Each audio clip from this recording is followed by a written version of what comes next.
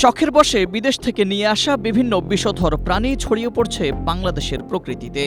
একসময় সাকারফিশ কিংবা বর্তমানে আগ্রাসী কচ্ছপ থেকে শুরু করে নিষিদ্ধ পিরানহাও অবাধে মিশে যাচ্ছে দেশের প্রাণী জগতে, যার ফলে একদিকে যেমন ধ্বংসের মুখে পড়তে যাচ্ছে দেশের জীববৈচিত্র্য, অন্যদিকে এগুলোর বিস্তার দেশের জলজ বাস্তুতন্ত্র নিয়ে পরিবেশ সংশ্লিষ্টদের উদ্বেগ বাড়িয়েছে কয়েক গুণ।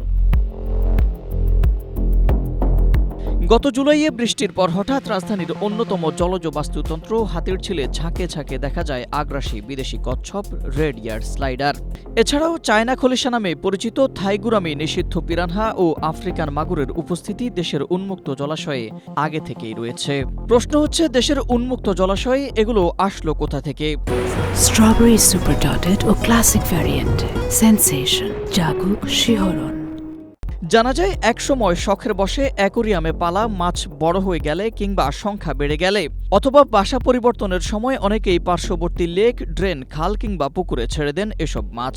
সেখান থেকেই মাছগুলো আশেপাশের নদ নদীতে প্রবেশ করে ধীরে ধীরে দেশের বিভিন্ন উন্মুক্ত জলাশয়ে ছড়িয়ে পড়ে।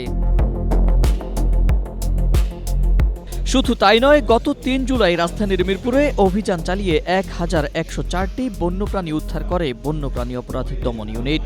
এর মধ্যে ছিল বিষাক্ত ট্যারান্টুলা মাকড়সা, Mexican black king snake, corn snake, dumpy frog, leopard gecko, sideneck কচ্ছপ সহ নানা ধরনের প্রাণী, যার মধ্যে রেড ইয়ার্ড স্লাইডার কচ্ছপের বাচ্চাই ছিল ৮৪৬টি।